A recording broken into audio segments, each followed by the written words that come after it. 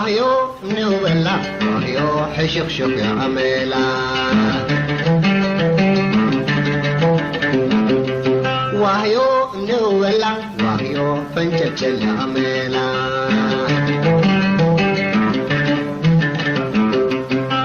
بقعد زاربو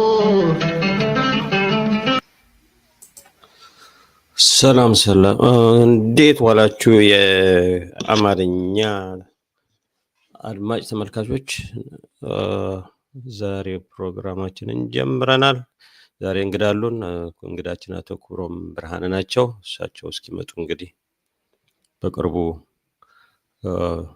ያለፈውን በረከት መንግስት አብ ዋህየው በላ በሚለው ትንሽ እንቆያለን እየጠበቅናቸው ይህን ሙዚቃ ተስተናገዱ بحق تسرعو وهي تتحلقو حشو شق مرعو طاري وسورنا مرميكم أسمعو مرميكم أسمعو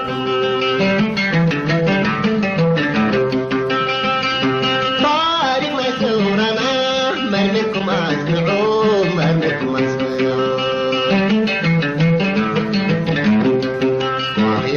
نوبلا واهيو فنجل عميلا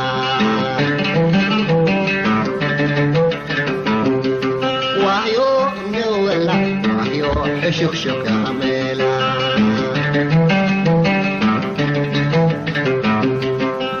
ناي سمرت حدونا ملتقى هابولو وهي تسريعو شخنا له هذا بزيتلو جبار كتالو وحباش كتالو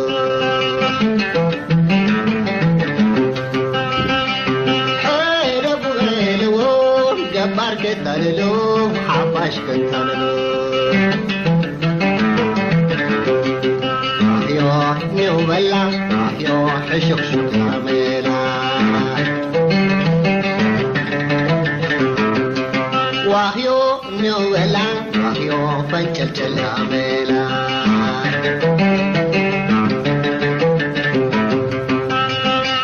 واهيو نوبلا واهيو حشق شق عميلا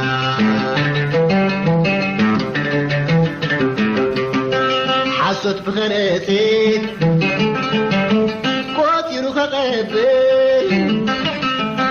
وحي دريخم شلب قلب كبير ما يرقط زي في الليل لا يورع من كليل لا يورع من كليل ما يرقط زي في الليل لا يورع من كليل لا يورع من كليل واهيو نوبلا واهيو فنجل عميلا واهيو نولا واهيو حشق شق عميلا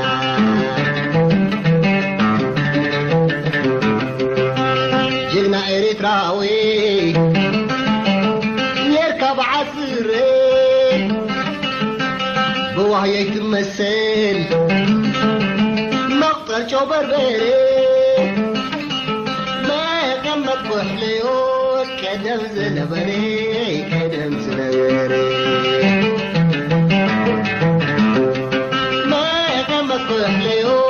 كدم زلبري كدم زلبري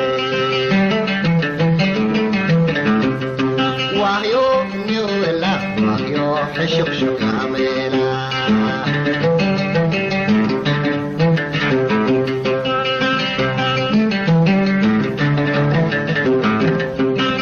بوبوتاتنا غيرين طاليان زقبيلا باشا برم براس إلوا مجهرة جراز باش كنا زماج إلوا مجهرة بهاي لسلا يسمع يسمع أنا قاعد أسمع እሺ እንኳን ደህና መጡ እንግዳችን አቶ ክብሮም ብርሃነ የፖለቲካ ተንታኝና ፍትህ ታጋይ ናቸው። የቀድሞ የአስመራ ዩኒቨርሲቲ መምህር ናቸው።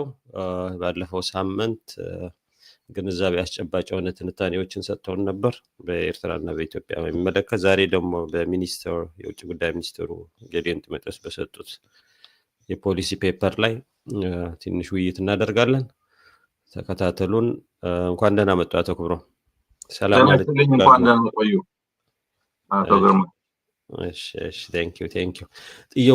ቀጥታ ወደ ጥያቄዎቻችን በመግባት ያለፈው ሳምንት አቶ ጌዲዮን ጢሞቴዎስ የኢትዮጵያ የውጭ ጉዳይ ሚኒስትር የፖሊሲ ጥናት መድረክ ላይ ስለ ኤርትራ ብዙ ያሉት ነገር አለ። በተለይ 5 ነጥብ ላይ አተኩረው ስርዓቱን ካራክተራይዝ ያደረጉበት ያሉን ሁኔታዎች የተነተኑበት መንገድ አለና ስለሱ ምን ይሉናል እስኪ?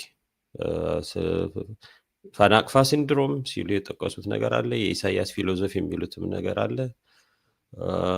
ኤርትራ ራሷን አትችልም የሚሉት አባባልም አይቻለሁ። መጨረሻ ላይ ደግሞ ኤርትራ የሄደችበት መንገድ የሚባል የተለያየ ትንሽ ለእኔ ግራ የሚያጋባ ነው፣ የሚምታታ ነገር ነው። እስኪ ስለሱ ያሉትን አስተያየት። እሺ እንግዲህ አቶ ዶክተር ጌዲዮን ጢሞቴዎስ ብዙ ነገር ነው የተናገሩት። እንግዲህ ስለ አጠቃላይ ኢኮኖሚክ ኢንቴግሬሽን አብሮ ማደግ አስፈላጊ እንደሆነ በጉርብትና ስለ አብሮ ማደግና መተባበር ምናምን በሚመለከት የተናገሩት ቴክስት ቡክ ኤግዛምፕል ዩሮፒያን ዩኒየን አስተዳደግን እንዴት እዚህ እንደደረሱ ስንመለከት ጥሩ የሚመስል ንግግሮችን ተናግረዋል። ስለ አጠቃላይ አብሮነትና አብሮ ማደግን በሚመለከት ማለት ነው። ኤርትራን ጉዳይ በተመለከተ ከ1952 ፌዴሬሽኑ እንዴት እንደተካሄደ ይሄ በኢትዮጵያውያን ባለስልጣኖች ሲነገር ለመጀመሪያ ጊዜ ነው እኔ አትሊስት የሚሰማው። ካሁን በፊት በግልጽ በእንደዚህ መልክ ገልጸውት አያውቁም። አምባሳደር ዘውዴ ረታ የጻፉት መጽሐፍ እንዲሁ አስቀድሞ የኤርትራ ጉዳይ ትንሽ ቡክሌት ነው የነበረችው፣ ብዙም ገላጭ አልነበረችም። ኋላ ግን ትልቅ መጽሐፍ ነው የጻፉት።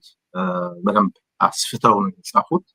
በጣም ጥሩ ጠቃሚ መጽሐፍ ነው። እኔም አንብቤዋለሁ እና ጥሩ መረጃ ኤርትራውያንም ቢያነቡት ጥሩ መረጃ ይሰጣል። ማለት ኢንቴግሪቲ የጠበቀ ነው። በኢትዮጵያን ፐርስፔክቲቭ ነው። ፐርስፔክቲቭ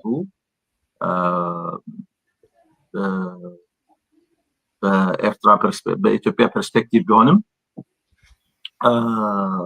መጽሐፉ ግን ጥሩ መረጃ ያንን ካነበብኩ በኋላ ነው የዓለም ሰገድ ተስፋዬን መጽሐፍ አይን ይፋላለት የሚለውን እንዳነብ የገፋፋኝ ማለት ነው። ምክንያቱም የትኛው ለማወቅ ማለት እና ስለ ኤርትራ እና ኢትዮጵያ ፌዴሬሽን አነሳሱ አጀማመሩ ከአርባዎቹ ነው። እንግዲህ ከሁለተኛ ዓለም ጦርነት ጣሊያን በእንግሊዝ ማለት በአላይድ ፎርስስ እንደተሸነፈች የኤርትራ ጉዳይ ምን ይሁን እንዴት ይሁን ተብሎ በዩናይትድ ኔሽንስ ደረጃ በተባበሩት መንግስታት ሲመከረበት ብዙ ዲስካስ የተደረገበት ብዙ የተነገረበት እንደ ኢትዮጵያ አካል አልነበረችም። ኢትዮጵያ የጣሊያን ኮሎኒ ነው የነበረችው። ከዛ በፊትም ብለናል ኢትዮጵያ ስር ሆና አታውቅም። ከአክሱም ዘመነ መንግስት በኋላ ከነበረው የኢትዮጵያ የመሀል ሴንትራል ጋቨርንመንት ውስጥ ገብታ አያውቅም። ይሄ የባህር ዳርቻው ማለት ነው። ቴሪቶሪው ይለያያል፣ ይሰፋል፣ ይጠባል ማለት ነው።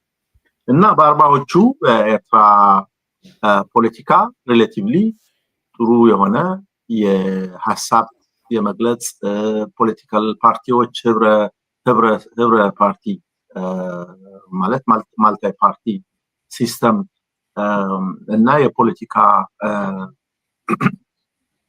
የፖለቲካል ዲስካሽንስ የነበረበት ነው እና ብዙ የፖለቲካ አመለካከቶች ያሏቸው ፖለቲከኞች ነበሩ። ፖለቲካ ፓርቲዎችም ተቋቁመው ነበረ። ከነዚህ ዋነኛዎቹ ማህበር ፍቅረ ሀገር የሚል ነበረ፣ አራቢታ እስላሚያ የሚል ነበረ፣ አንድነት የሚል ነበረ፣ ፕሮግሬሲቭ ፓርቲ የሚል ነበረ፣ ፕሮ ኢታሊያ የሚል ፓርቲ ነበረ። የተለያዩ ፓርቲዎች ነበሩ እና ኤርትራውያን በነፃነት ሀሳባቸውን የመግለጽ እድል ነበራቸው ማለት ነው። ማች በተሻለ ሁኔታ ኢትዮጵያ ከነበረው ኢትዮጵያ እንደዛ ነገር አይታወቅም ነበር።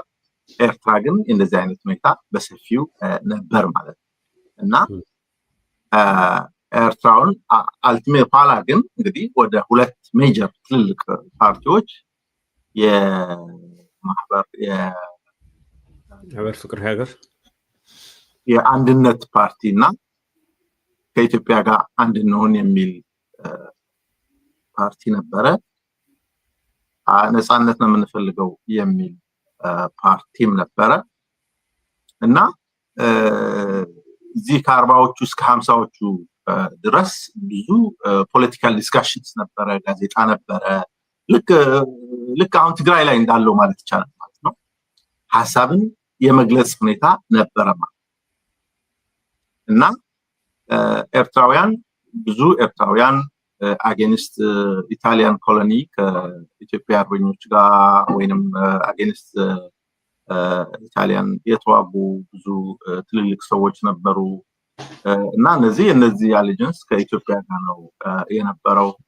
በኤርትራ በጣሊያን ጊዜ ትምህርት እስከ 4ኛ ክፍል ብቻ ይፈቀድ ስለነበረ ከዛ በላይ መማር የሚፈልጉ ወደ ኢትዮጵያ እየሄዱ ነው መማር ሲችሉ የነበሩት ማለት ነው እና በዛ ምክንያት እየተማሩ ብዙ ኤርትራውያን ነበሩ ማለት ነው።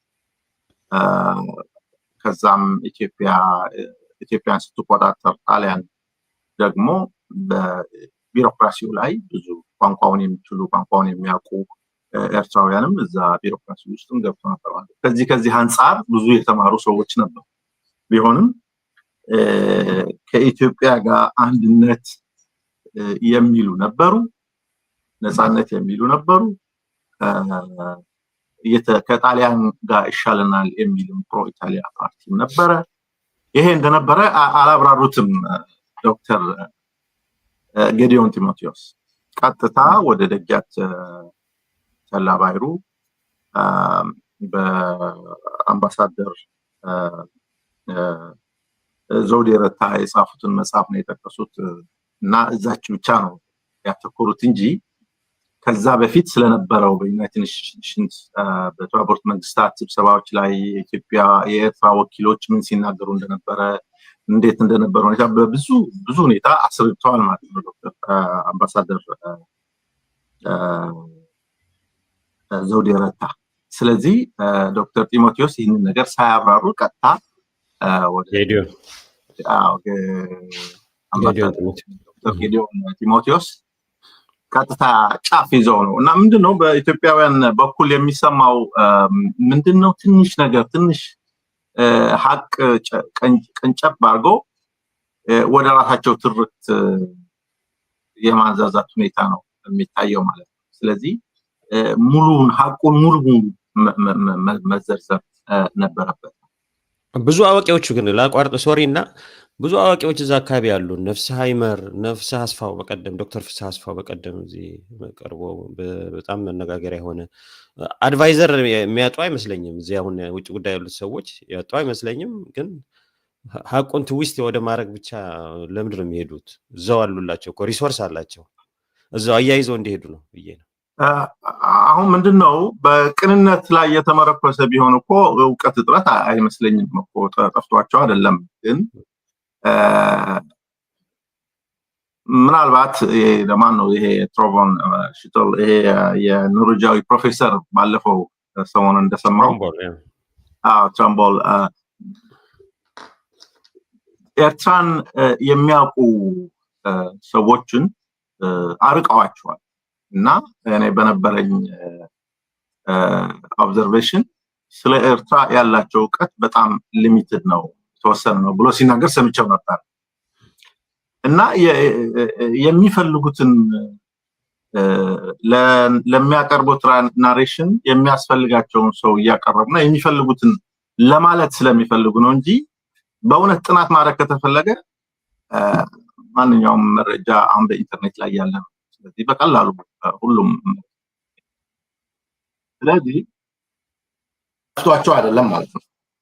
ስለዚህ ነጥቤ ግን ምንድነው የኤርትራ ፖለቲከኞች በ50ዎቹ ከኢትዮጵያ አንድነት እንሁን የሚሉ ነበሩ፣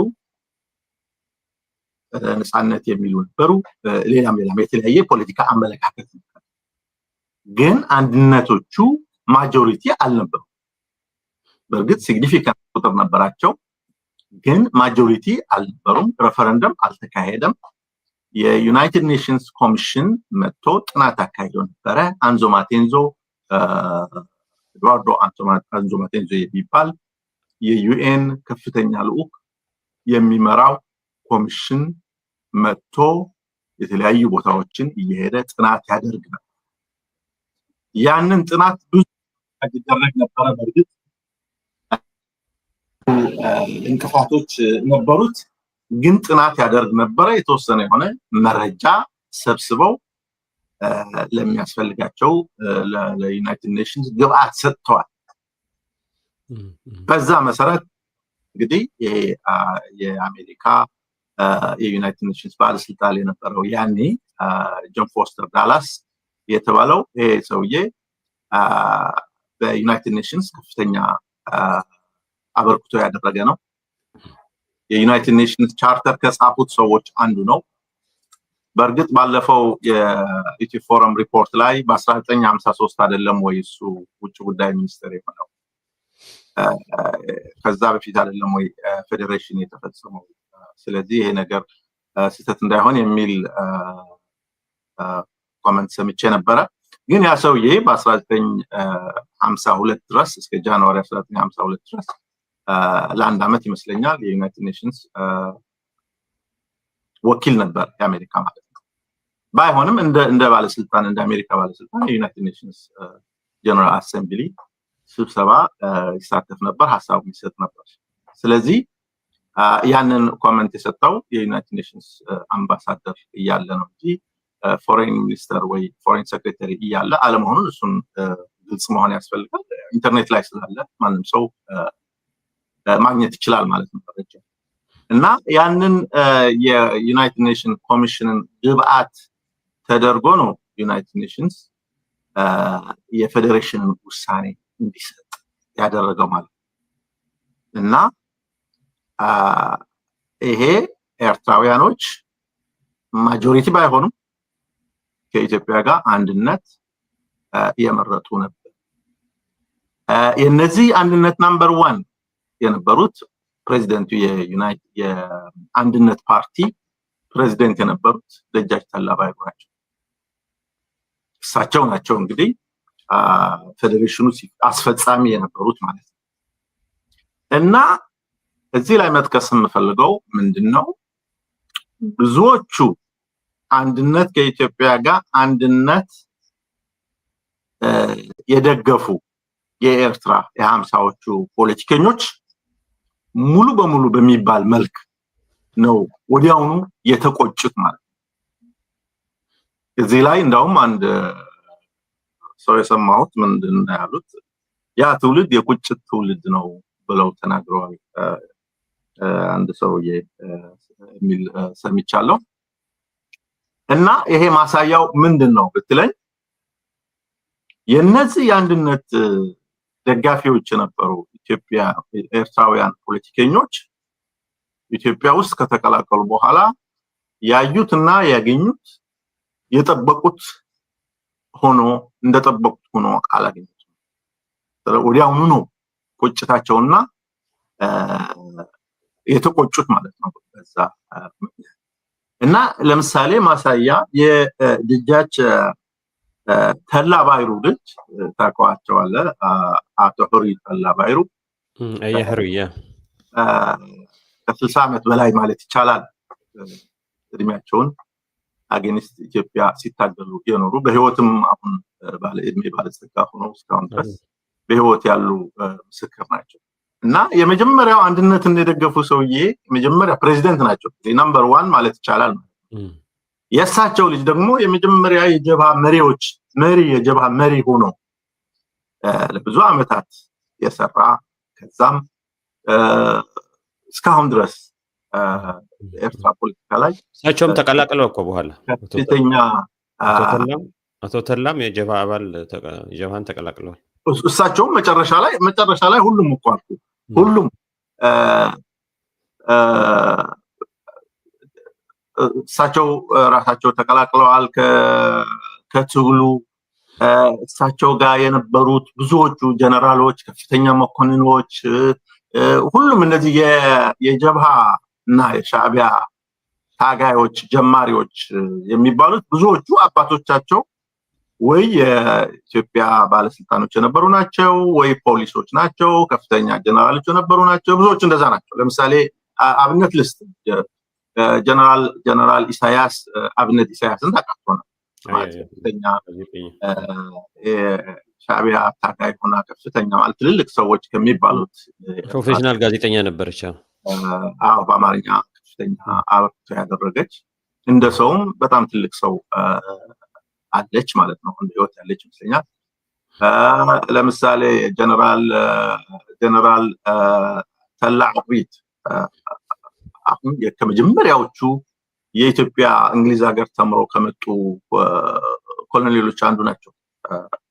ጀነራል ተላ ዐቢድ የፖሊስ ኃላፊ ነበሩት።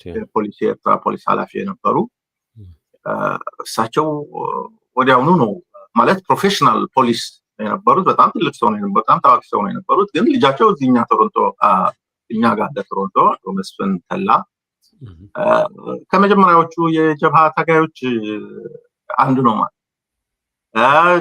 ጀነራል ጎይቶም የሚባሉ ታውቀው እንደሆነ አለም ጎይቶም መስከረም ዶትኔት የእሳቸው እንደዚሁ ጀነራል አበበ ተፈሪ የሚባሉ እናታቸው በጣም ትልቅ ሰው ነበሩ በትግሉ ጊዜ። ወይዘሮ እስካለ ማርያም አያቴም ስለሆኑ ማለት ነው። አቶ ኢሳያስስ አቶ ኢሳያስ ራሳቸው ከዛ ቤተሰብ የወጡ ናቸው ከአንድነት። አዎ። እና አሁን ይሄ ጀነራል አበበ ተፈሪ ልጃቸው ማን መብራቱ አበበ በትግሉ ከተሰው አንዱ ነው ማለት ነው። እና እንደዚህ በብዛት ጀነራል አማን አንዶም እነዚህ ብዙዎቹ ዳልኩ በቃ ወዲያውኑ ነው የስርዓቱን የኃይለ ሥላሴን ስርዓት የተቃወሙት።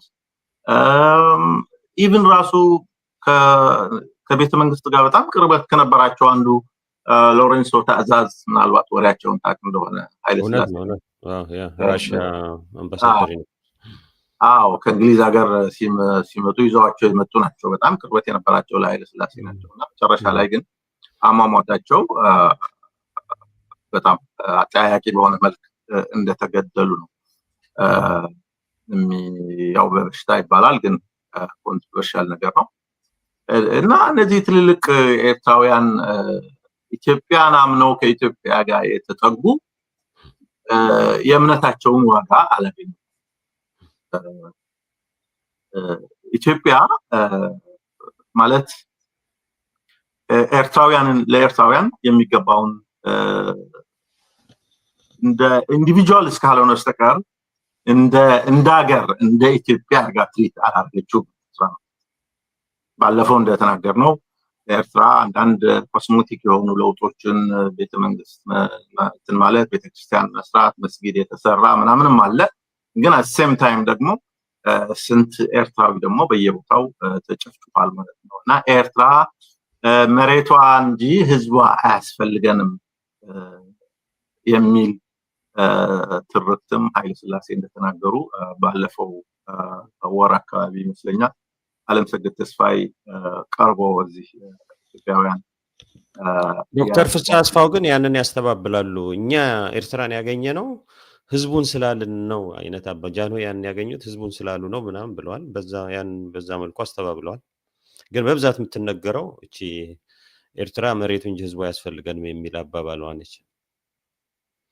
አዎ ማለት ቃሉ ቃል በቃል ተብሏል አልተባለም ሳይሆን አክሽን በግብር ላውደር ወርድስ ነው ቃሉ ሳይሆን አክሽኑ ነው ዋናው ነገር። ቃሏም ቢሆን አለምሰገድ ባለፈው ተጠየቁባታል። አለምሰገድ ምንጭ ጠቅሶ ጻፈው አዲስ መጽሐፍ ላይ በእንግሊዝኛ ጻፈው አዲስ መጽሐፍ አለ። ያንን ላውንች ባረገበት ባለፈው እዚህ ወር ነው ምናምን አካባቢ ተጠይቆ መልስ ሰጥቶበታል። ምንጭ ጠቅሶ እንደተናገረ ተጠይቆ መልስ ሰጥቶበታል። ትክክለኛ ቃሉም ኃይለ ሥላሴ ከሳቸው እንደወጣ የሰሙ ሰዎች ነግረውኛል ብሎ አለምሰገድ ተስፋይ ተናግሮታል ማለት ነው። ስለዚህ ዋናው ነገር ቃሉ መባሉ አለመባሉ ሳይሆን አክሽኑ ነው እና የዶክተር ጌዲዮን ጢሞቴዎስ ንግግር ምንድነው ከፊል ሀቅ አምጥቶ ሌላውን ግን አደባብሶ ለማለፍ ነው የተፈለገው። ለሚፈለገው ትርክ ለመግለጽ ነው እንጂ የተፈለገው ሀቅነት ያለው ነገር አይደለም። ዋናው መናገር ያለብን ካሏቸው የሶቨሬንቲ ጉዳይ ነው ማለት ነው። የኤርትራ ሶቨሬንቲ ጉዳይ ነው የሚጣስ ሶቨሬንቲ። የኤርትራ ሶቨሬንቲ የላትም፣ ከሌላት ደግሞ የሚጣስ ሶቨሬንቲ የለም ብለው የተናገሩት በጣም አሳፋሪና በጣም ለትዝብት የዳረገ ጉዳይ ነው። እሳቸው እንደ ምንጭ የጠቀሱት ይሄ የሞንቴቪዲዮ ውል ነው። በ1933 ኡራጋይ አሜሪካ ሀገሮች የተዋዋሉት ውል ነው። አንድ ነገር እንደ ሀገር እንደ ሶቨሬንቲ እርስ በርሳቸው ለመተዋወቅ ያስቀመጡት ክራይቴሪያ ነው። እነዚህ አራት ነጥቦችን ነው ያስቀመጡት።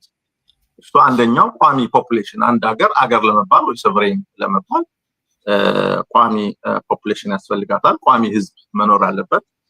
ዲፋይንድ የሆነ ቴሪቶሪ ታወቀ ድንበር ያላት መሆን አለበት። ሶስተኛ ሎው ኤንድ ኦርደር የሚያስከብር መንግስት መኖር አለበት። አራተኛው ደግሞ ፎሬን ሪሌሽንስ ዲፕሎማቲክ አክቲቪቲ የሚሰራ ከውጭ ሀገሮች ጋር ግንኙነት የሚያደርግ አቅም ያለው መሆን አለበት ብሎ እነዚህን አራቱ ክራይቴሪያዎችን የሚያሟላ እንደ ሀገር እርስ በርስ እንዲተዋወቁ ያደረጉት ውል ነው እና ይሄ ውል እንደ ካስተመሪ ሎው እንደ የሁሉም አግባቢ የሆነ እንደ ህግ ተወስዷል ማለት ነው እና ይህንን ሲጠቅሱ ዶክተር ጢሞቴዎስ ኤርትራ እነዚህን ነገሮች አታሟላ ብለው ማለታቸው በጣም የሚያስተዛዝብና የሚያሳፍር ምን ለማለት ፈልገው ነው? ኤርትራ ቋሚ ህዝብ የላትም፣ ቋሚ ህዝብ ሳይሆን እንዳው ለጊዜው እዛ ተላላፊ እንጂ በቋሚነት ህዝብ የለም ብሎ ማለት ምን ለማለት ነው? ማለት የኤርትራ ህዝብ በአጠቃላይ የሰሜን ህዝብ ከመሬት ጋር ያለው ቁርኝትና ለመሬት የሚሰጠው ቫልዩ ከሀገሩ ጋር ያለው እንትን ይሄ ካለማወቅ አይመስለኝም። ይህንን እውቀት ይህንን ጣጥሯቸው አይመስለኝም። ግን ሆን ብለው ምን ለማለት እንደፈለጉ በጣም ያሳሳቢ ነገር ነው። ኤርትራ ህዝብ የላትም ብሎ ማለት ምን ማለት? ባለፈው ማን ነው ሳልህ ዮኑስ ጻፈው መልስ ለዚህ ጉዳይ ምን ብሏል? ብርሃኑ ጁላ የኢትዮጵያን ህዝብ በ45 እጥፍ አሳድገው የኤርትራን ህዝብ በዛው 47 እጥፍ ቀንሰው 200 ሚሊዮን በ2 ሚሊዮን አድርገው ማቅረባቸው ይሄ ከዚህ ጋር አብሮ ሲናበብ የሚሰጠው መልእክት በጣም አደገኛ መልእክት ነው። ፕራይም ሚኒስትሩ ምን ብለዋል? በአመት 3 ሚሊዮን በአመት የኤርትራን ህዝብ አይነት የሚያክል እየወለድንና እያደግን እንከርማለን ሲሉ ይሄ ፖፑሌሽን ጨዋታ ምን ለማለት እንደተፈለገ በጣም አሳስበን አሳንሶ ለማየት ነው። ህዝቡ አሳንሶ እንዲያየው እቺ ቁርሳችን ናት ምሳችን ናት የሚባሉ አባባሎች አሉ። በዚህ በ7 ዓመት በተለይ የሆነ የትግራይ ህዝብ እንድ ቁርስ እናረጋለን ምሳ እናረጋለን የሚባሉ አባባሎች ቀለው እንዲታዩት አሁን ይሄ ዋር ሞንገሪንግ ጊዜ አይደለንም ያለ ነው። ለዛ የሚያግዝ ግብአት የሚሆን ነው አባባሉ በሙሉ እየሄደ ያለው። ለዛ ህዝቡም በቀላሉ ወደ ጦርነቱ እንዲነሳ ጦርነቱ እንዲሰራ ጦርነቱ ተብሎ ቃሉ ጄኖሳይዳል ነው ማለት ጄኖሳይዳል ነው ወይ? ለምሳሌ ገብተው ህዝቡን ጨርሰው ምንም ሰው አልቆየንም ለማለት ፈልገው ነው? ቀብድ ማሳለፋቸው ነው ወይስ ምን ማለት? ፖፑሌሽኖች እንግዲህ ሌት አለውን 5 ሚሊዮን እና 6 ሚሊዮን ያለው ሀገርና 300,000 400,000 ህዝብ ያላቸው አገሮች ጅቡቲ 500,000 ጅቡቲ 500,000 ያለች ሞናኮ 30,000 ሰው ነው የነበራት የዛሬ 20 ዓመት እዛ ነበርኩበት ጊዜ። ሞናኮ ማለት ፈረንሳይ ውስጥ የምትገኝ ትንሽ ፕሪንሲፓል ትንሽ ከተማ ነች። ባላባቶቿ በእርግጥ ወደ ስንት ነው ወደ ስንት መቶ ሺዎች እንትን ይኖራሉ ነዋሪዎች በአጠቃላይ ግን ባላባቶቹ ባለ ዜጎቹ ግን ከ30,000 በላይ ይመስለኝ ያን የነበሩ ማለት ነው። እና ትንንሽ ሀገሮችም አሉ ትልቅ ሀገሮችም አሉ። የፖፑሌሽን ቁጥር ለሀገርነት ክራይቴሪያ አይደለም እስከምናውቀው ድረስ ግን ቋሚ አይደለም። የኤርትራ ህዝብ በቋሚነት የሚኖር ህዝብ አይደለም። እንዳው ዝም ብሎ በዛ ተላላፊ ነው ብሎ መናገራቸው በጣም አሳፋሪና በጣም ንግግር መናገራቸው። ሌላው ስለ ቴሪቶሪ ዴፊኒሽን ነው። እንዳው እንደ ኤርትራና እንደ ኢትዮጵያ ወይንም እንደ ኤርትራ ቴሪቶሪ በኢንተርናሽናል ደረጃ ዲፋይንድ የሆነ ውል የተደረገበት ስንቴ ውል የተደረገበት ቴሪቶሪ የለም እስከ ባለፈው እስከ አልጀርሱ ስምምነት ድረስ ማለት ነው። እና ይሄንም ሁለተኛው ክራይቴሪያ እሳቸው በቂ እንዳልሆነ ነው ወይም እንትን የገለጹት። ሶስተኛው ጋቨርንመንት ነው። አንድ ሀገር ጋቨርንመንት እንግዲህ ምን አይነት ጋቨርንመንት አንድ ሀገር ውስጥ መሆን አለበት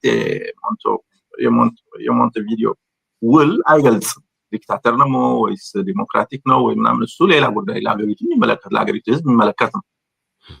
ግን እሳቸው ይህንንም አታሟላም ማለታቸው ፎሬን ሪሌሽንም ማለት የሌለ ነው መዘርዘሩ ትርጉም የለውም። እና የሌለ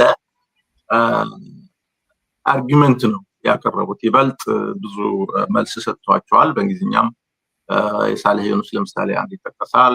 ሴቲት ዌብሳይት ላይም እዛም አይቻለው ለዚሁ መልስ የሰጡ ብዙ ኤርትራውያን መልስ ሰጥተዋል። ግን በአማርኛ መነገር ስላለበት ነው እኛ በአማርኛ መናገር ያለ ነው ማለት ነው። እና በጣም አሳፋሪና ወርደተኛ የሆነ አነጋገር ነው የተናገሩት ስለ ኤርትራ ሶቨሬንቲ በተመለከተ ማለት ነው። የሚገርም ነው። ግን ሊቀጥሉ ነው? እሺ በዚህ አሁን በሁለት ነገር ነው። አሁን በዚህ በኩል ጥሩ መጻኢ እንዲኖረን ጥሩ የኢኮኖሚ ግንኙነት እንዲኖረን እንፈልጋለን፣ በዛ መልኩ ነው እየሄድን ያለ ነው የሚል አባባል አለ። በዚህ በኩል ደግሞ በሌላ በኩል ደግሞ ኤርትራ ራሷ የሄደችበት መንገድ የሚለው ትልቅ ጥያቄ ምልክት አስገብተዋል። የወጣችበት የሄደችበት መንገድ ያ የነበረው መንግስት ልክ አይደለም፣ ህጋዊ አይደለም፣ እንደው መንግስትም አልነበረንም አይነት የሚያስመስል አይነት አባባሎች አሉ። ሁለቱ ያስኬዳሉ ወይ አያከስርም ወይ? እንደ ተሟጋች እንደ ተደራዳሪ ይሄ ነገር እንዴት ብለህ ትቀርባለህ? የሚሟገተህ ጋር ማለት አብረን እንሄድ የምትለው መንግስት ጋር እንዴት ያስኬዳል ወይ? ይሄ አላቀህም እያልከው በዚህ በኩል ደግሞ አብረን እንሄድ የምትለው ነገር ምንድን ነው? ይሄ ካሮት ኤንድ ስቲክ አይነት ነው ልበለው? ለዛም አይደለም። ግን እስኪ እናጠጋጋው። እንግዲህ አናቅህም ካሉ አንተም አናቅም። አለመተዋወቅ ጥሩ ነገርን አይፈጥርም፣ መተማመንን አይፈጥርም። ማለት መከባበር እና አብሮ መኖር ነው እንጂ የሚሻለው። አላቅህም ካሉ እንግዲህ አንተም አታውቃቸውም ማለት ነው። እና ጥሩ ነገር አይፈጠርም። ሌላው ያሉት ነገር ምንድነው የኤርትራ ግላችን ኢትዮጵያ ሀገራችን የሚለውን ነገርም አንስተውታልና ይሄ ማለት ምንድነው ምን ችግር አለው ማለት የጋራችን ማለት እኮ በጋራ ሪሶርስ እንግዲህ አንድ ሰው ሀብት ካለው የእውቀት ካለው ችሎታ ካለው የትም ሀገር ሄዶ ኢንቨስት አድርጎ አገሪቱን ነው የሚያግዘው አገሪቱን ነው እንትን የሚያደርገው ማለት ነው እና የጋራ ማለት ቀይ ባህር በጣም ሰፊ መሬት ሰፊ ባህር ነው ማለት የባህሩ ዳርቻ ለኢትዮጵያ ቀርቶ ለኤርትራ ቀርቶ ለሌሎችም እነ ጫድ እነ ደቡብ ሱዳን ዩጋንዳ ሊጠቀሙበት የሚችል አስፈላጊ የሆነ ኢንፍራስትራክቸር ከተሰራ የባቡር መንገድ ከተሰራ ለሁሉም የሚበቃ ሰፊ መሬት ሰፊ ሀብት ነው ሀብት ሰፊ ጸጋ ነው ይሄ ለሁሉም ይበቃል መተማመን ዋናው ነገር መተማመን ነው መተማመን ከሌለ ግን ምንም አይነት ኢኮኖሚክ ፕሮግሬስ አይኖርም ማለት ነው ስለዚህ ካሁን በፊት እስካሁን ድረስ 70 ዓመት ያለፈው 70 ዓመት የነበረን ከኢትዮጵያ ጋር የነበረን ግንኙነት አለመተማመን ላይ ጦርነት ላይ ያሳለፍነው ስለሆነ የተቀራርቦ የጋራ ብልጽግና የጋራ እድገት ለመፍጠር የመተማመን ሁኔታ ያስፈልጋል ማለት ነው ትልቁ ኦፖርቹኒቲ ሚስ የተደረገው በመለስ አስተዳደር ጊዜ ነው በመለስ ጊዜ መለስን የሚመጥን መሪ ቢኖረን ነው ኤርትራ ሁለት ሀገሮች ተጋግዘው ሌሎችንም አስተባብረው ከፍተኛ እድገት ይገኝ ነበር የሚል እምነት አለኝ ሆኖም ግን አልታደልንም በዛም በኩል የኢሳያስ ጉዳይ ኢሳያስ ኤርትራን አጥፍቷል ኤርትራን ጎድቷል አካባቢውን በሙሉ በጥብጧል ይሄ ግን ከኤርትራ ሶቨሬንቲ ጋር የሚገናኝ ነገር ነው ኢሳያስን መውቀስ ሌላ ነው ኤርትራ እንደ ህዝብና እንደ ሀገር እንዴት ታያለ ሌላ ነገር ነው ማለት ነው ስለዚህ አንድ ሀገር ዲክቴተር ስላለ ሀገርነቷን ታጣለች ማለት እውቅና እንሰጥም ማለት ይሄ ለኢትዮጵያም መጥፎ ነው ለኤርትራም ጥሩ ነገር አይደለም ሞጋች አይደለም አቶ መለስ በኢትዮጵያና በኤርትራ መካከል ሊኖር የሚገባው ይሄ ከ91 በኋላ የካናዳና የአሜሪካ አይነት ግንኙነት ነው እንደዚህ አይነት ስትራቴጂክ አካሄድ ከሄድን ይሄ ቦርደር ይሄ ጂኦግራፊ ቦርደር ትርጉም አይኖርም የሚል እንትን አድርገው ነበር የሚሄዱት አላገዘም የራሳቸው የፓርቲ አባላት እንደነ ገብሩ አይነት ሰዎችም አላገዙም የትግራይ ክልል የነበሩት ህዝቡን ወደ ብጥብጥ ወደ ጥል ነው ያስገቡት እርሱ እንዲናከስ መጨረሻም እንዲባላ በ98 በባድሜ ምክንያት ተደርጎ ህዝቡ እርስ በርሱ እንዲባላ ነው የተደረገው አዘርዋይስ ያ ስትራቴጂ ነው መቀጠል የነበረበት አሁን ደግሞ ከኤርትራ መንግስት ጋር ሰላም አድርገናል ሲሉ ቆዩ ያንንም ማስቀጠል እኮ ነው ያልቻለው 4 ኪሎ ያለው መንግስት ያንን መጠበቅ አልተቻለም እንግዲህ ኢሳያስን ራሳቸው ያውቁታል እንዴት አድርገው እንትን ያደርጉታል እሱንም መጠበቅ አልተቻለም እና የራሳቸው ጉድለት ወደ ኤርትራ ማላከክ አይነት ይመስላል ሌላው ራሷን አትችልም አይነት አባባልም አላቸው በኢኮኖሚ ራሷን አትችልም ኤርትራ እንደዚህ አይነት ሴንስ ነው የሚሰጠው አባባላቸው ምንም አይነት አቅም የላትም ካለ ኤርትራ ካለ ኢትዮጵያ መኖር አትችልም የሚለው አባባል ቤት ይመታል እንዴት ነው ይሄ ደካማ አስተሳሰብ ነው ይሄ ኤርትራ በ50ዎቹ እኮ ከነበራት የጣሊያን የቅኝ ግዛት ሌጋሲ አንጻር በብዙ መልኩ የተሻለ ኢኮኖሚ ነበራት ማለት ነው ግን ይሄ ዝም ብሎ አጉል ምንም የትም የማያደርስ ሙግት ነው ስለመለስ ያልከው ግን መለስ ጥሩ አመለካከትና ጥሩ ቪዥን ነበረው በዚህ በኩል በኤርትራ በኩል እሱን የሚመጥን መሪ ባለማግኘት ምክንያት እንጂ የነገብሩ አስራት ዛንትን ማለት በመለስ ጊዜ ያው የዲሞክራሲ ባህሪ ነው። አንድ ሀገር ዲሞክራሲ ካለ የተለያየ ሰው የተለያየ አመለካከት ሰዎች የተለያየ አመለካከታቸውን ሊያንጸባርቁ ይችላሉ። ዋናው ነገር ሊደርሺፕ ማለት ነው እና በኤርትራ በኩል የተሻለ አስተዳደር ቢኖር ኖሮ ጦርነቱ መወገድ ይችል ነበር። ወይንም ደግሞ ኢትዮጵያ ቱ ክሎዝ ማለት በቂ የወታደራዊ ዝግጅት ቢኖራት እንደ ተረንት የሚያገለግል በቂ የማስፈራሪያ አቅም ቢኖራት ኖሮ ኢሳያስ ደፍሮ ጦርነት ውስጥ አይገባም ነበር። ልክ አሁን እንዳለው ሁኔታ ማለት ነው። አሁን በሁለቱም ሳይድ በሁለቱም ወገን የዝግጅነቱ ሁኔታ ጦርነት ቶሎ እንዳትጀምር እንድታስብ ያደርጋል እና ያኔ በነመለስ በኩል ምንም ነገር ያልጠበቁት ነገር ስለነበረ ኢኮኖሚ ላይ ብቻ አተኩሮ ይንቀሳቀሱ ስለነበረ ኢሳያስ ደግሞ ጀስት ወታደራዊ ብቻ አተኩሮ ይንቀሳቀስ ስለነበረ አሁን በወጋቸው የትም መከላከል አይችሉም የሚል ካልኩሌሽን ነው ጦርነት ውስጥ ያስገባ። እነሱ ግን ምንድነው እኛ ካደግን የኛ እድገት ራሱ ለሌሎች ሀገሮች ስፒል ኦቨር ያደርጋል።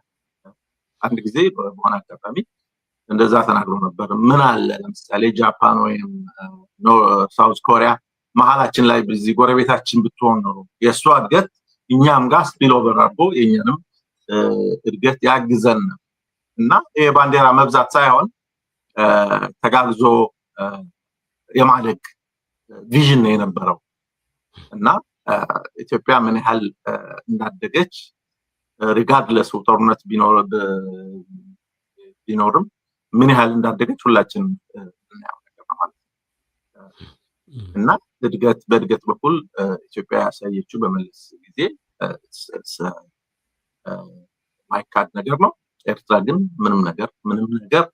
ምንም አይነት የኢኮኖሚ አክቲቪቲ ባለማድረጓ በጣም ደካማ ሊደርሺፕ ኢሳያስ በመኖሩ ማለት ነው። ያ ከንግግራቸው ስለ ኢሳያስ ፊሎሶፊ ያሉት ነገር ስለ ናቅፋ ሲንድሮም ያሉት ነገር ትንሽ ማለት ይቻላል። ስለሱ ምን በእርግጥ አውቀውታል ይሄን ነገር ማለት ደርሰውበታል የኢሳያስን ፊሎሶፊ? እኛ ኢሳያስ እንዲፈንድ ማድረግ አንፈልግም፣ ስራችንም አይደለም። ኢሳያስ ለኤርትራ እድገቷን ዘግቶ ህዝቡን ጨፍልቆ የሚገዛ አስተዳደር ነው እና ምንም ይበሉት በምንም የተንትኑት ኢሳያስን ዲፈንድ አናደርግም። እኛ ዲፈንድ የምናደርገው ስለ ሀገሪቱ ሶቨሬንቲ አገሪቱ አለች የለችም ስለ ህዝቡ የሰጡት ኮመንት እንጂ ኢሳያስን እኮ ቢያግዙን እኮ ኢሳያስን ለማስወገድ ቢያግዙን ኖሮ ብንተማመን ኖሮ እኮ የትም ሀገር ይደረጋል። መጥፎ መሪ ካለ እንግዲህ ጎረቤት እሳት ሲቃጠል ዝም ብለህ አታይም፣ ምክንያቱም ተቀጣጥለው አንተን ይጎዳል። ልክ እንደዛ ነው ያጋጠመው እኮ እና ወያኔ የሚመራው የኢትዮጵያ መንግስት ኢሳያስን በማስወገድ ቢያግዘን ኖሮ አሁን ያየነው ሁኔታ ወይ አሁን የተፈጠረው ሁኔታ አይፈጠርም ነበር ማለት ነው። ያ አሁን ግን የሚያደርጉት አሁን ያለው አጀንዳ ግን የኢሳያስን ማስወገድ ሳይሆን አገሪቱን እንዳገር አናቃትም የሚለው ነገር ግን ምንም አይቆጥርም ማለት ጠርሙዝ ግላስ ሃውስ ሆነ ድንጋይ ወርወራ ተጫወቱኝ ይባላል። እውነት ነው እና ይበልጥ ከኤርትራ ይልቅ ለመፈራረስ የቀረበችው ኢትዮጵያ ነች በአሁኑ ሰዓት ማለት ነው። እና ኢሳያስ ደግሞ ለእንደዚህ ነገር ለክፋት ኢሳያስ አይቻልም። ኃይለኛ ጎበዝ ቂመኛ ነው። ቢታረቁ አብይን ሳያስወግድ ኢሳያስ ካልሞተ በስተቀር ማለት እድሜ ሁኔታ ባዮሎጂ ስራውን ይሰራል። ካልሞተ በስተቀር ኢሳያስ ጊዜውን ጠብቆ አብይን ለማስወገድ እንደማይተኛ የታወቀ ነገር ነው። በጣም ተዋርዷል፣ በጣም ሂሚሌትድ ሆኗል እና ኢሳያስን እኛ ዲፌንድ አናደርግም። ኢሳያስ ለኤርትራ ጥሩ ሰው አይደለም። ለኤርትራ ኢኮኖሚ ምንም ነገር ያደረገው ነገር የለም። ምንም ያደረገ ለኢኮኖሚ፣ ለትምህርት፣ ለጤና ማንኛውም ሶሻል ሰርቪስስ ኤርትራ ውስጥ ያደረገ ነገር የለም ነገር ነው። ግን ያ ማለት አገሪቱ መፍረስ አለባት ወይም አቅም የላት ማለት ነው አይደለም። ያ ስለ ሶቨርኒቲ ግድ የለንም አያገባንም ብለው ከዶክተር ከአብይ መንግስት ጋር እያበሩ ያሉ ኤርትራውያንን ምን ይላሉ? ስለነሱ የሚሉት ነገር ቢኖር ያው እኮ ነው አሁን በኤርትራውያን በኩል ከአብይ ጋር የተጠጉት፣ በትግራይም በኩል ከአብይ ጋር የተጠጉት መጀመሪያ ልክ የ50ዎቹ የኤርትራውያን የገጠማቸው ሁኔታ ነው የሚገጥማቸው። ምክንያቱም መጀመሪያ የሚጎዱት እነሱ ናቸው። ምክንያቱም እንዳልኩ የደጃች ተላባይሩ ልጅ ህሩይ ተላባይሩ ባይሸፍት ኖሮ ሜዳ ባይመጣ ኖሮ ምናልባት በኃይለ ሥላሴ ጊዜ እንግዲህ ዩኒቨርሲቲ አዲስ አበባ ዩኒቨርሲቲ ፕሬዚደንት ነበረ። ባለው ችሎታ ባለው ኮኔክሽን ከፍተኛ ኃላፊነት ይደርስ በምቾት ይኖር ነበር አይደለም እንዴ? ግን ያው የሆነ ሁሉ ሆነ ማለት ነው። ስለዚህ እነዚህ ሰዎች አይታመኑም በኢትዮጵያ በኩል በኤርትራ በኩልም እንደ በጥሩ አይኖርም ማለት ነው። ስለዚህ እነዚህ ሰዎች ምንድነው ምናልባት ኢሳያስን ቢያስወግድልን አገራችን ውስጥ ለውጥ ይመጣል የሚል አመለካከት ሊሆን ይችላል። ግን የአብይ መንግስት ኮላተራል ዳሜጁ እንዴት ነው? የአብይ መንግስት እንዳየነው ትግራይ ላይ እንዳየነው በአማራ በኩል የሚያደርገው ጭፍጨፋ፣ በኦሮሞ ላይ የሚያደርገው ጭፍጨፋ ተመልክተን ኤርትራን ጎርፍ ነው የምሰድባቸው 10 ሚሊዮን ሰራዊት ከላኩላቸው ያው ያጥፉታል አይነት ነገር ነው ያለውና ካለው ትራክ ሪከርድ አንጻር አብይ ጋር አሁን መተባበር ከኃይለ ሥላሴ ጋር አብረው ከነበሩት የባሰ ሁኔታ ነው የሚገጥማቸው ማለት ነው። እና ምናልባት ለጊዜው ቢመስላቸው ነገ ጠዋት ኮንሲኩዌንሱ በጣም መጥፎ ነው። ስለዚህ አገር ከሌለች ማለት በዲፕሎማሲ እኮ በመከባበር ነው እውቅና ተሰጣጥቶ አልኩ እኮ አሰብም ይሁን ማሳዋም ይሁን እኛ እንደ ወደብ ባለፈውም እንደተናገርኩት ይሄ ሸቀጥ ጉዳይ ነው፣ ቢዝነስ ጉዳይ ነው። ወደቡ ካልሰራ ኢትዮጵያ ካልተጠቀመችበት እኛ ምን ግመል ታጠጡበታላችሁ ያለው መለስ ራሱ ግመል ራሷ የጨው ውሃ አትጠጣም። እና ምን እናደርገዋለን ማለት ኢትዮጵያ እንዲያውም የተሻለ አማራጭ አላት። በጅቡቲ መጠቀም ትችላለች፣ ሶማሊያ መጠቀም ትችላለች፣ ሱዳን መጠቀም ትችላለች። ይሄ ማርኬት የሚሻለውን ነው የምታደርገው። ምሳሌ ካናዳ ብዙ ኤክስፖርት ታደርጋለች፣ ብዙ እቃዎችን ኤክስፖርት ታደርጋለች። ግን ሞንትሪያል ትጠቀማለች፣ ቫንኩቨር ትጠቀማለች፣ ኦክላንድ ወደብ ትጠቀማለች፣ ወደሚቀርበው ማለት ነው። አሜሪካ ኖርዝ ዳኮታ ለምሳሌ በጣም መሀል ነው ወደ አሜሪካ። እዛ ፕሮዲስ የሚሆኑ የእርሻ ውጤቶች የሚቀርባቸው እንደውም በሞንትሪያል ነው ኤክስፖርት የሚያደርጉት። እና ኢትስ ኖት አን ኢሹ ኤርላይንስ ኢትዮጵያም ኤርላይንስ ካላት ኤርትራም ኤርላይንስ ካላት አንተ በሚመች ኤርላይንስ ነው እንጂ የምትሄደው እኔ ኤርትራዊ ነኝና የግድ የኤርትራ አየር መንገድ መጠበቅ አለብኝ አትልም። ልክ እንደዚህ ነጋዴም እንደዛ ነው ማለት ነው። የትኛው ወደብ ምን ያህል ያስከፍለኛል ምን ያህል ኤፊሽንት ነው እንጂ የትኛው ሀገር የትኛው ብሎ አይደለም የሚያስበው አንድ ነጋዴ። እና ይሄ ደግሞ የንግድ ቦታ ስለሆነ ፖለቲካ ውስጥ ምንም የሚያደርገው ነገር የለውም። ወደቡ ለሁሉም ይበቃል። ግን ጉዳይ ያለው ወደቡን ባለቤት እንሆናለን፣ ወደቡን እንነጥቃለን፣ በኃይል ሄደን እንነጥቃለን፣ እናንተ ትንሾች ናችሁ፣ እናንተ ጥቂቶች ናችሁ፣ እኛ እንወስዳለን። ይሄ ጠቃሚ ነው ኤግዚስተንሻል ትሬት ነው ብለው መናገር እንዴ ሳውዲን ሄደው እንግዳው ነዳጅ ስጡን ይበላታ ነዳጅ ይገባናል ለኛም ለኢኮኖሚያችን ጠቃሚ ነው ብለው እንግዲህ ሄዱና ይከራከሩ እንግዲህ እኔም ለአናሎጂው ራሱ ህዝብ ካለ ህዝብ ወደ ልማት ካረከው ሀብት ነው ህዝብ በዛብኝና መድኃኒቱ ወደብ ነው የሚባለው አባባል አናሎጂው ራሱ ልክ አይደለም አጋጣሚ ሆኖ ያለፈው 30 ዓመት 27 ዓመት ህዝቡ ሲማር ሶሻል ካፒታል በጣም ከፍተኛ ደረጃ የደረሰበት የተማረ ሰው ቁጥር ላይ የደረሰበት ነው ኢትዮጵያ በኢህአዴግ ጊዜ ብዙ ሰው ተምሯል እያንዳንዱ ቤት ዲግሪ ያልሰቀለ ገጠርም ቢሆን የለም ይሄንን ወደ ልማት አዙረው ለምንድነው ሀገሪቷን ለመቀየር ያልሄዱት ለምንድነው ወደብ ነው የዚህ የሰው ብዛት መድኃኒቱ ወደብ ነው የሚለው አባባል ምንድነው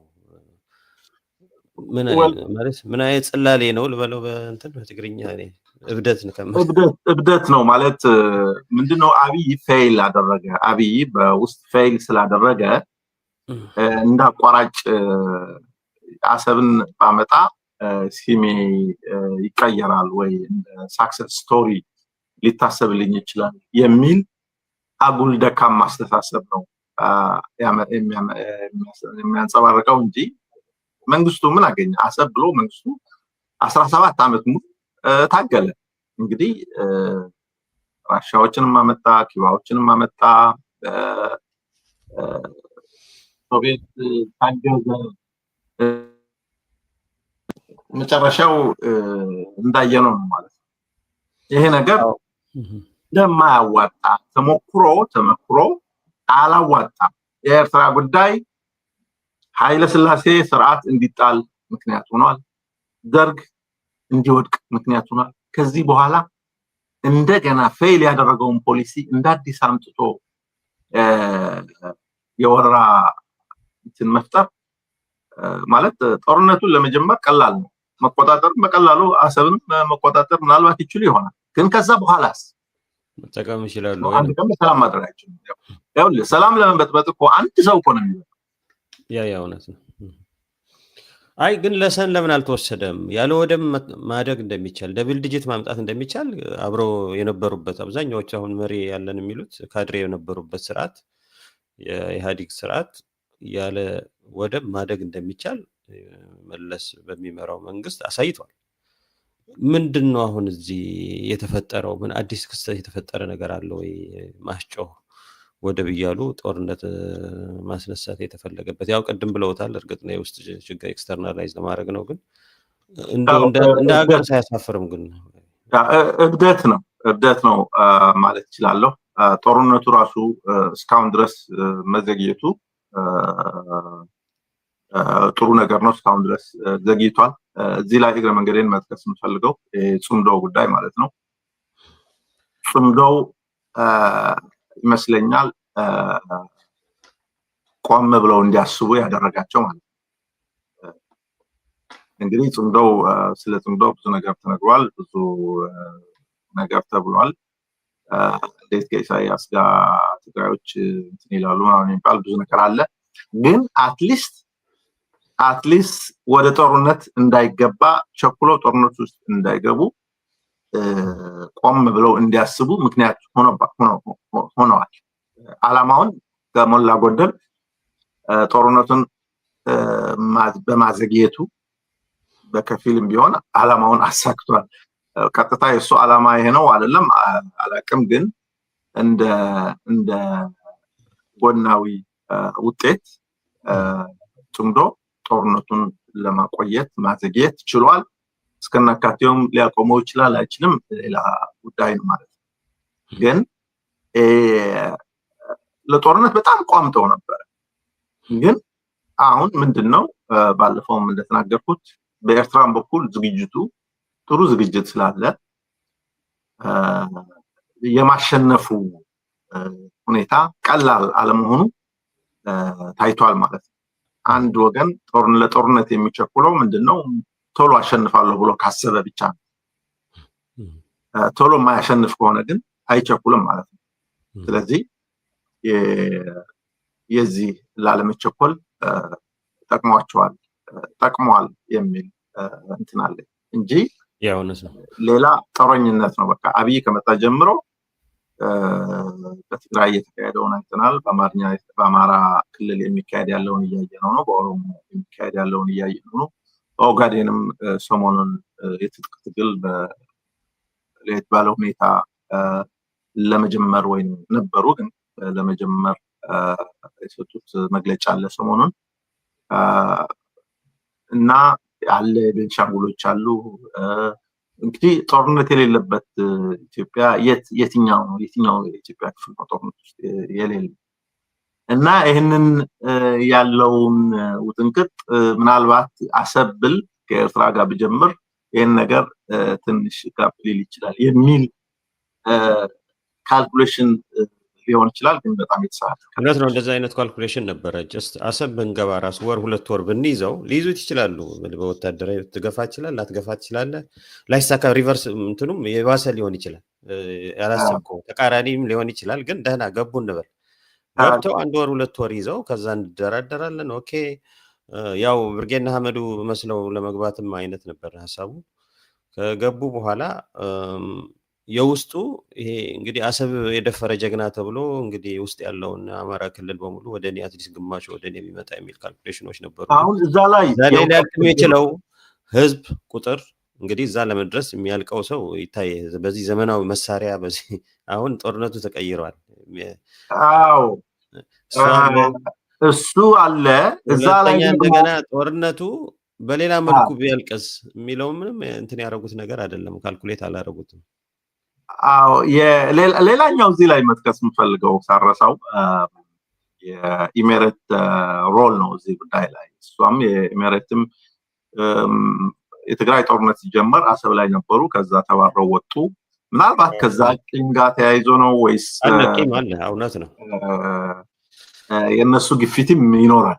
ግን የሚያሳዝነው በጣም የሚገርመው ነገር ደግሞ ልንገርህ፣ የሚገርመው ነገር ሻዕቢያ ወያኔ የአረብ ቅጥረኞች እየተባለ ያ ሁሉ ሲደለቅ እንዳልነበረ አሁን ኢትዮጵያ ራሷ የአረብ ቅጥረኛ ሆና ህዝቧን ስትጎዳ ስታይ፣ ኤርትራን ስታስፈራራ ስታይ ምናልባት ካርማ የሚባለው ነገር ምናልባት ታምንበታለህ አላውቅም፣ ግን በጣም ይገርማል። እና ቤዚካሊ አብይ አህመድ የአረብ ቅጥረኛ ሆነው የዩናይትድ አረብ ኤሚሬት ቅጥረኛ ሆኖ ህዝቡን ሲጨፈጭፍና ጎረቤቶቹን ሲበድል ስታይ በጣም ያሳዝናል። የአረብ ቅጥረኛ ጥሩ አገላለጽ ነው ይሄ። ድሮ የደርግ ቃል ትክክል አገላለጽ ነው። በጣም ኤቭሪቲንግ ከዱባይ ነው። ኤቭሪቲንግ ጥይትም ቀለብም የሰራዊቱ ኤቭሪቲንግ የሆነ ድጎማ ይሄ አዲስ አበባ ብልጭልጭም ምናምንም ከዛ ነው የሚባለው።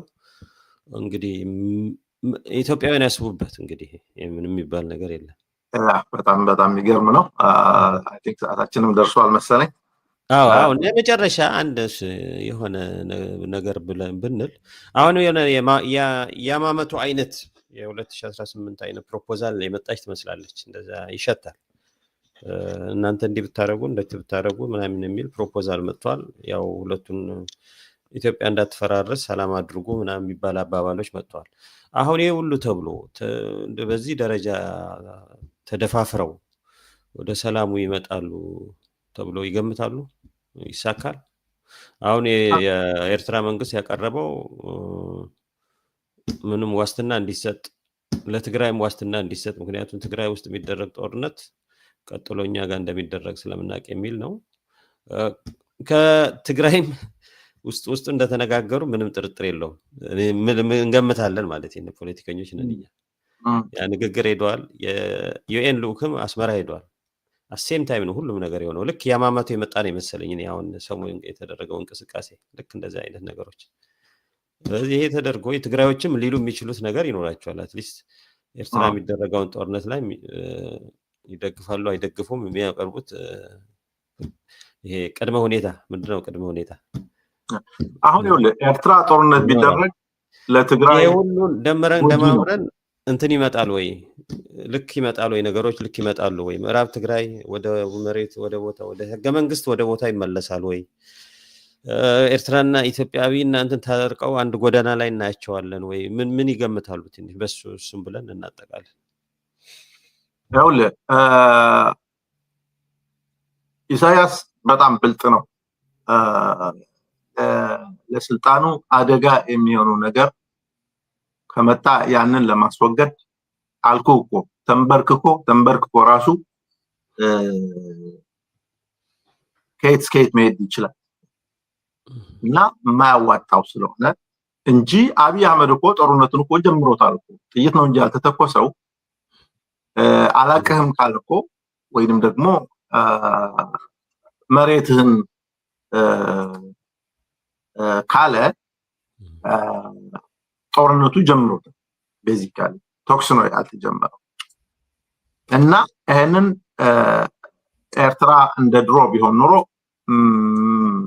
እስካሁን ድረስ ወደኋላ አይልም ነበር። ግን ኤርትራም ስላልተመቸው ነው፣ አብይም ስላልተመቸው ነው ቶክሱ ያልተከፈተው። ኦኬ እና ሽምግልና እንደዚህ አይነት በሚመጣበት ጊዜ ማያዋጣው ስለሆነ ኢሳያስ ሞር ብልህ ነው ማለት ስልጣኑን በተመለከተ ጥቅሙን በተመለከተ ማለት ኢሳያስ በጣም ፈሪ ሰው ነው። ስለዚህ አሁን ያለውን በዚህ ቢቆምለት ደስታው ነው። ግን ኢሳያስ ጠባይም ደግሞ አይተው ቂመኛ ነው። ኢሳያስ ዳይሬክት ኮንፍሮንት አያደርግም፣ ግን አይተኛም። ቂመኛ ነው፣ ባህሪው ነው፣ ተፈጥሮ ነው። ቂመኛ ነው። ለሀገር ጥቅም ለህዝብ ጥቅም ምናምን አያስብም። ከራሱ ጥቅምና ከራሱ ስሜት ጋር ነው የሚሄደው። ስለዚህ አዎ ሽምግልና ከመጣ አያዋጣውም፣ ለኢሳያስም አያዋጣውም። ትግራይም ጦርነት ከኤርትራ ቢጀመር ለትግራይም ስለማይጠቅም ትግራይም አይደግፉትም። ፕላስ ባለፈው ያሳዩት ሪስትሬንት በጣም የሚደነቅ ነው። የአማራ ሚሊሻ አማራ ትግራይ ላይ የፈጸመው ብዙ ወንጀል ያንን ለመበቀል አብይ ጋር ባለማበራቸው እንጂ ብዙ ጊዜ ተለምነው እንደነበረ ያውቃሉ። እውነት ነው። ብዙ ጊዜ ጫና ተደርጎባቸው እንደነበረ ግን እነሱ አንፈልግም አሉ። ምክንያቱም አልፈለጉም። ኢምፖርታንት ዲሲዥን ስትራቴጂክ ዲሲዥን ነው፣ በጣም ኢምፖርታንት ነው። አሁንም ኤርትራን አብረን እንውጋ ሲሏቸው አንወጋም፣ ኤርትራን አንወጋም ማለታቸው ደግሞ ትልቅ ስትራቴጂክ ውሳኔ ነው። ምክንያቱም ኢን ሎንግ ራን ምንም አይጠቅመንም ነው። ኢሳያስንም ጥላቻ ያነሳለት ነገር እቺ አነጋገራቸው ነች። ሰምቻለሁ። እኛ አንወጋም የጠበቀው እንዲወጉት ነበር፣ አልወጋም ሲሉት ተወዘ ተርኒንግ ፖይንት መሰለኝ። አዎ አብይ በዛ ፍራስትሬትድ እንደሚሆን የታወቀ እና እሱ ነው ማለት የሚሻለው እሱ ነው።